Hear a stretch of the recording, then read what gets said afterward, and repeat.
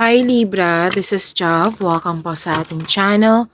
By the way, Libra, this is your weekly Gabay Tarot reading from March 23 to 29, 2026. Gamitin ng reading na ito bilang gabay lamang. Tandaan Libra, ito po ay general reading.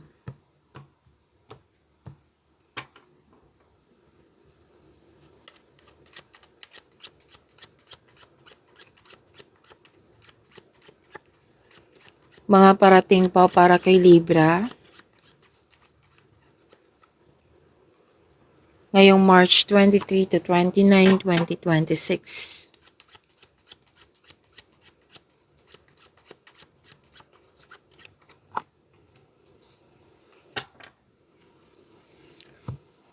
Okay, Libra, please expect na busy kayo ngayong week. Pero worth it naman tong busy na ito. Most likely sa career and money po ito. Tong lumabas dito. Kasi this is about work, job, career, finances. Worth it naman po yung pagiging busy kasi may nag-gain kayo. May advantage na mangyayari. At may increase sa sales ba, sa sweldo, allowance. Yan, increase sa sales. May freebie lang ako nakikita dito, Libra. And business aspirations and professional goal. Yan. So, please expect na magiging busy nga kayo ngayon.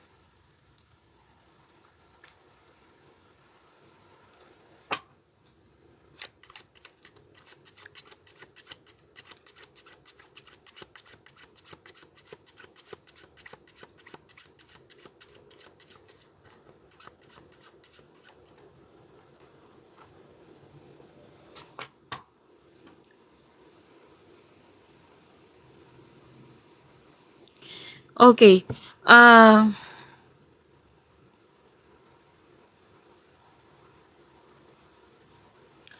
May transformation na magaganap.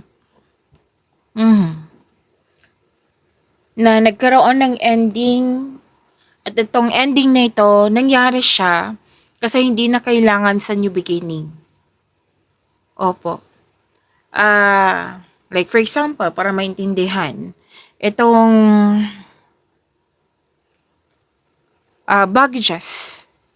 Diba? Baggages, bigat ng nararamdaman, baggages, na may mangyayari na matatapos ito. Na pwedeng nilet go mo, pwedeng binigyan mo na ng aksyon, solusyon, atensyon, basta na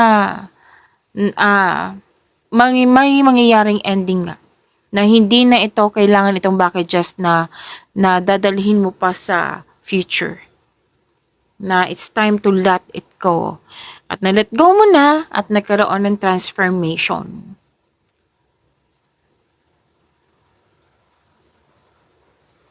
May finalization, may ending. May nakita nga ako ditong nagpaalam. Kumbaga, pwedeng literal na paalam. Pwede din po na ikaw mismo ang nag-decide na it's time to move on. Yan. Na ready ka ng iwan yung nakaraan. Forget the past. Kasi ang advice dito, forget the past and focus ka sa new direction.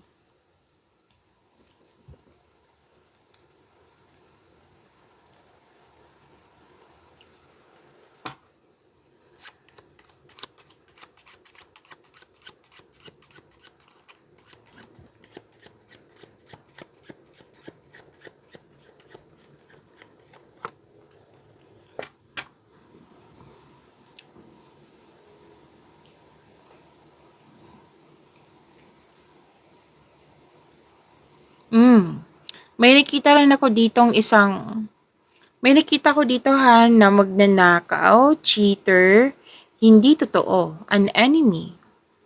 Oo. Na nagbigay ito ng ng bigat ng nararamdaman. Kaya nga may advice ang card dito na wag kayo mag-spend time sa mga taong nadidrain yung energy mo. Like, kahit wala siyang sinasabi sa'yo, andyan lang siya. Na, ay, ito na naman. Yung nakaramdam ka na ng pagod agad. Oo, ito na naman siya. Kahit hindi man direct sa'yo na naging masama tong taong to, may masama siyang ginagawa, masama yung mga sinasabi niya. Kahit hindi man direct sa'yo, pero naapektuhan ka. Pero most likely, itong taong ito, presence mo lang niya, napapagod ka na.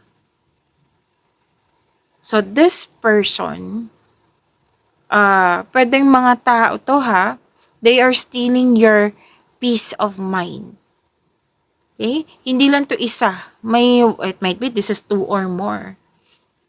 Kasi they are stealing your peace of mind. Ginugulo ka.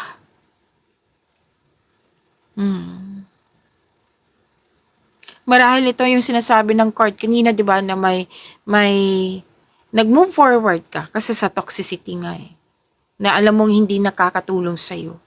Like, pwedeng literal na umalis ka, literal na, yes, umalis. Pwede din po na andyan lang, pero nag-move on ka na. Ayaw mo na mag-focus sa mga drama-drama, ayaw mo mag-focus sa mga toxicity. Gusto mo mag-move forward. It's time to move on. Di ba sinabi kanina?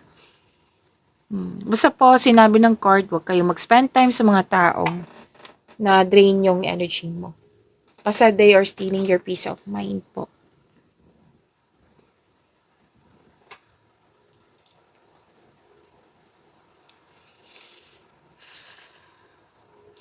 May nakita rin akong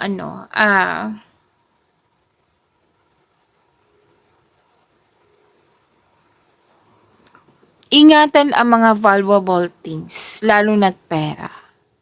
Diba, sinabi ko kanina may magnanakaw. Or di kaya'y na-misplace nyo.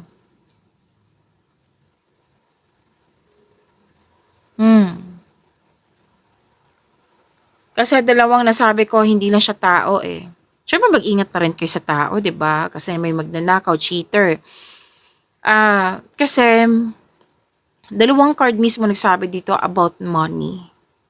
Na lalo na yung parating na malaking pera sa'yo, ingatan nyo po. Okay? Ingatan nyo po. Baka kasi ma-misplace or yung pagnanakaw nga. May hindi nga naana sa'yo dito.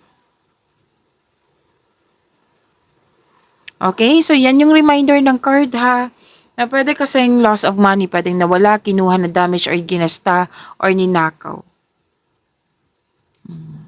So, huwag kayo matakot. That is reminder. Kaya nga sinabi sa inyo in advance na kailangan mag-ingat. Ingatan. Okay?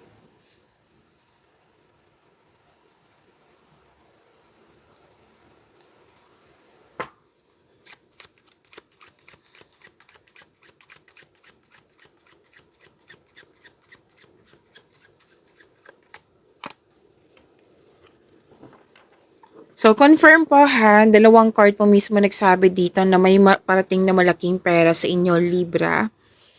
And, pwedeng check din ito. So, yung paalala ng card po huwag niyong kalimutan na control, monitor, and save. Ingatan ang pera. Baka ma-misplace yan or may magnanakaw. Na sana hindi mangyari. Mag-pay attention kayo. And this is good news. Why? Kasi pwedeng naghihintay kayo ng telephone call or text message or approval. May mangyari ngayong week na ito, Libra. Claim nyo po. Yes, may sinabing card nyo dito. May sagot na, may approval. Kontrata, any kind of document, lalo na application. Kung ano man yan, approved na po ito. May sagot na. Miss Jo, wala naman akong application, wala akong expectation sa ganyan. Most likely, may mag-comment ng ganyan. Pwede po kasamahan mo dyan na malapit sa'yo na yan yung natanggap niya. Kasi kung ano man yung achievement ng taong yun, achievement mo na rin. Masaya ka para sa kanya. Okay? So, tandaan yun na ha. Minsan ko lang yan sinasabi dito. Okay? Tandaan niyo po iyan sa mga laging nakasubaybay dito.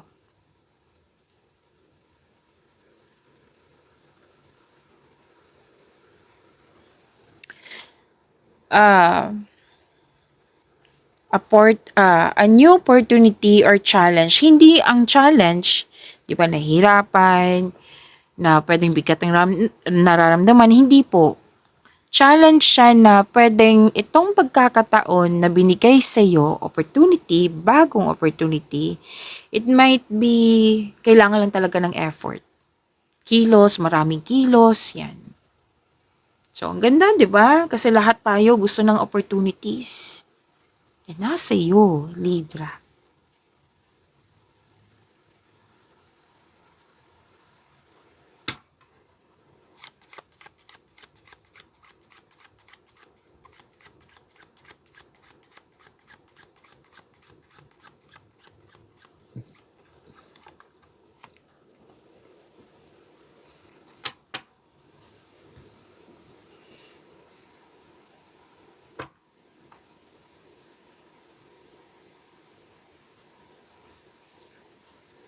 Gumagawa kayong plano kaya malalim ang iniisip mo.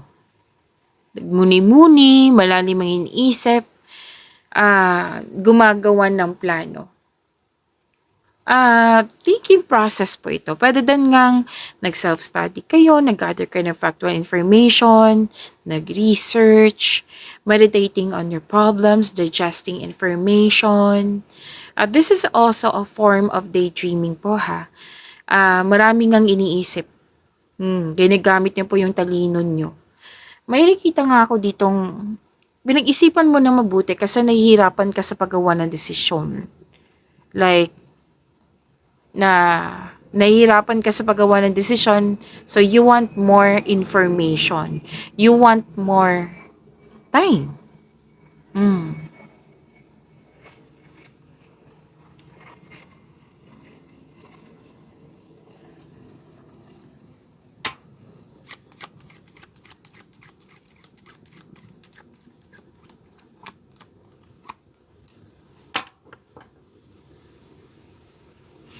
Okay, 'di ba sabi ko kanina nagagawa kayo ng desisyon kaya malalim ang iniisip mo. Ang sabi ng card na pag-isipan talaga ng mabuti. Yung desisyon, ito yung gagawin kong desisyon. May possible consequences. Ano yung possible consequences niya? Ano yung magkakos ba to ng problema? Like pag-isipan talaga ng mabuti. Kumbaga, ask yourself na kung ano ba yung consequences, mga possible po, para magiging ready ka or sana'y maiwasan, di ba? Oo. Kasi kung magpabaya kayo, pagsisisi ang nakikita ko dito. Kung magpabaya kayo, failure ang nakikita ko dito. So, huwag magpabaya. Yan yung paalala ng card niyo po.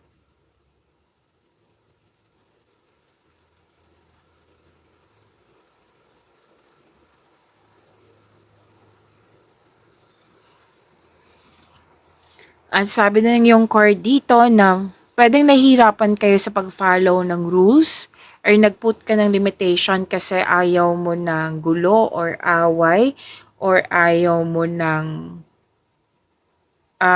pwede din guarded. I consider this guarded ka.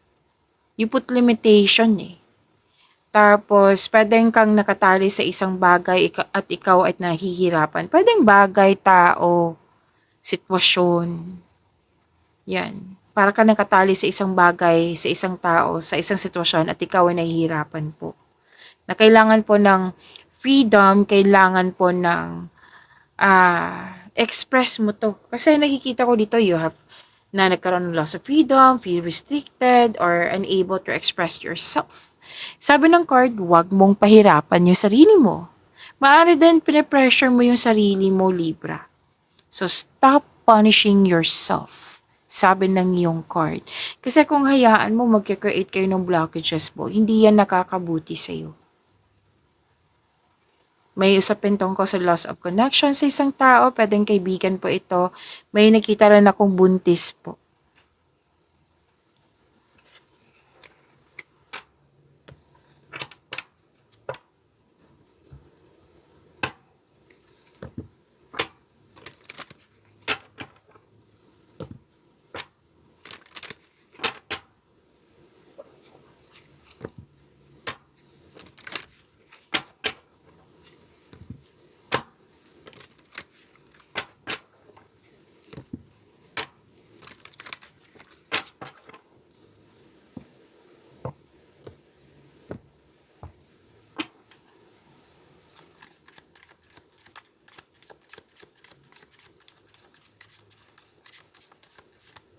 Energy, Libra.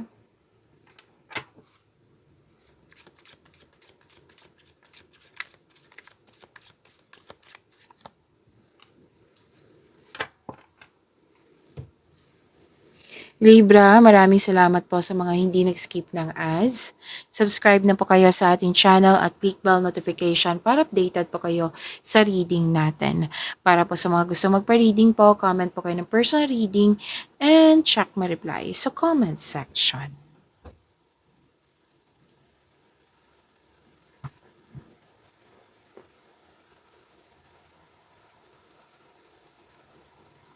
Libra, energy.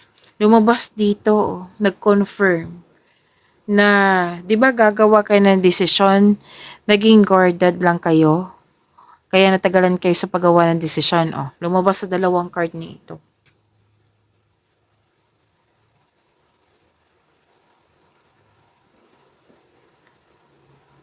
So if you are, lalabas ka sa comfort zone mo. If you're serious about your growth, then you have to step out from your comfort zone. Pero syempre, kailangan handa ka, lalo na sa paggawa ng konkretong plano.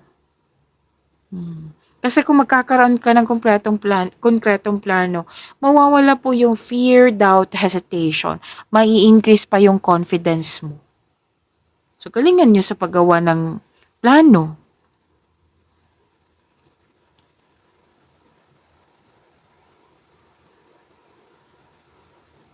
So, handa naman kayo. May nakita lang, may, kumbaga, paulit-ulit kasing sinasabi ng cards mo dito. Di ba kanina, sinabi din, at dito din, paulit-ulit na sinasabi sa ng dalawang card dito na siguraduhin talaga yung huwag magpadalos-dalos na pagpasya. Siguraduhin talaga magkaroon ng konkretong plano at makinig sa inyong intuition. Kasi alam naman natin, di ba, yung intuition, siya yung magkakabay sa'yo kung ano yung susunod na hakbang na pagkilos, patungo sa right path, patungo sa success.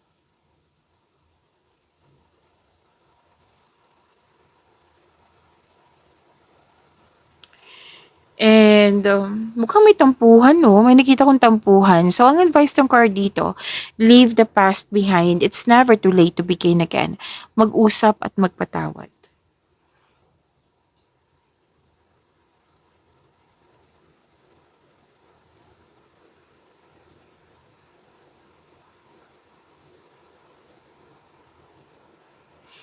Okay, please know that you are divinely guided. Kasi itong mga pagkakataon na ito, sinabi ng card, bigay ito ng universe. And I consider this is an answered prayer. Binigay na sa'yo eh. Kailangan lang po ng kilos. Siyempre, sinabihan ka. Bago ka gumawa ng kilos, gawa ka ng konkretong plano at makinig sa inyong intuition, di ba? Sabi yan kanina. Oo, kasi itong gawa ka na ng aksyon kasi magbibigay ito ng kaunlaran sa iyo. It will lead you to new opportunities. Kumbaga, kung tatanggapin mo itong pagkakataon na ito, itong opportunities, kumbaga, magkakaroon siya ng positive outcome. Kung magkakaroon siya ng positive outcome, syempre magkakaroon ng recognition. Kung magkakaroon po ng recognition, dadagsa po yung opportunities sa iyo. Magkakaroon po ng personal evolution. Magkakaroon po ng personal and spiritual evolution. Potential kasi yung sinasabi dito.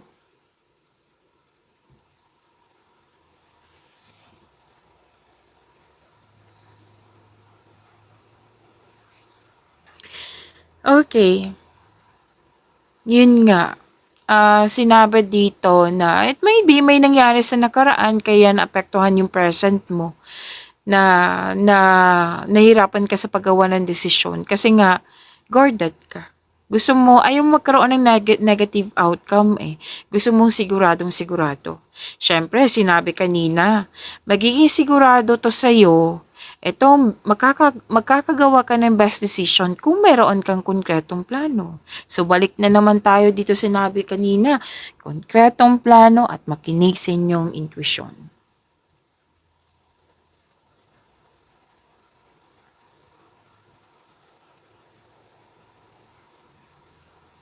So, makakagawa ka lang ng courageous choices kung ikaw ay may tiwala sa iyong sarili. Release these fears. Okay? Kasi may nakita kong, itong guarded kasi, kahit ano man to, love and romance ba to, sa career and money ba to, personal life, kung ano man to, itong pagiging guarded, fear kasi yan. Kailangan kasi itong i-release tong fear.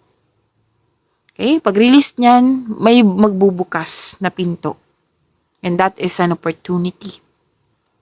Pwedeng opening up to love, pwedeng magbibigay ito ng maraming opportunities sa'yo, which is sinabi naman ng cards kanina. Nagalingan nyo kasi dadagsa talaga yung opportunities.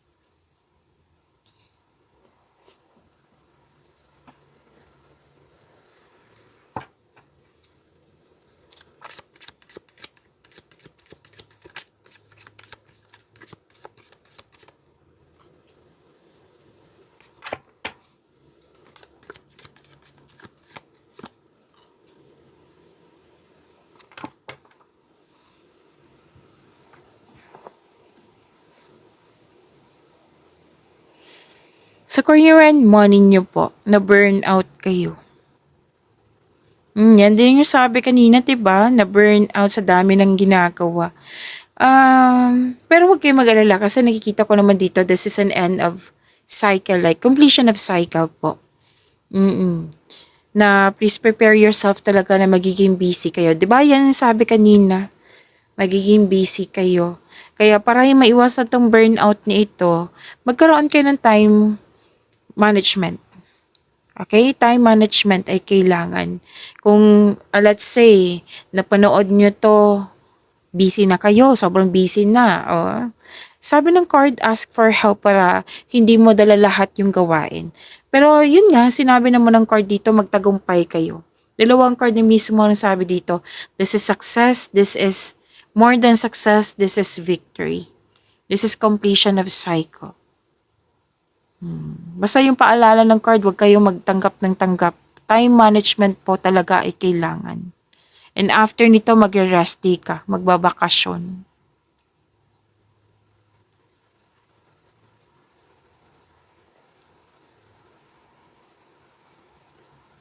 So yung sabi ko kanina ha, mahigit pa sa success, this is victory. You're very inspired in doing some action, mas lumawak yung vision mo sa buhay, kampante ka sa iyong sitwasyon ngayon.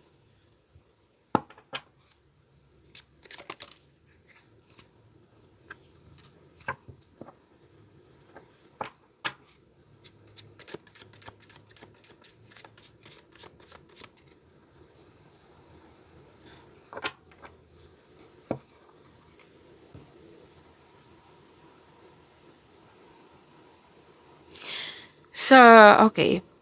Libra, huwag niyo kalimutan na mag-subscribe sa channel natin at click yung bell notification para updated po kayo sa reading natin. At, okay. Sa love life, self-love, partnership, and romance po.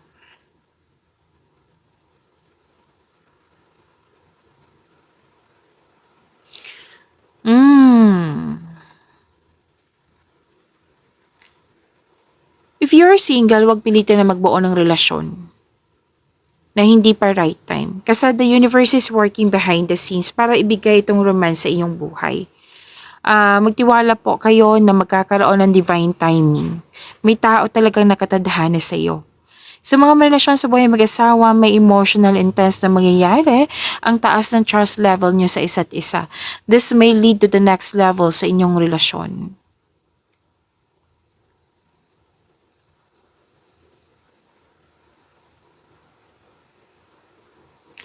So, yung parating sa inyo, sa mga single dyan, trustworthy, matalino, who chooses reason over emotion. At ang lakas ng energy ng single parent dito.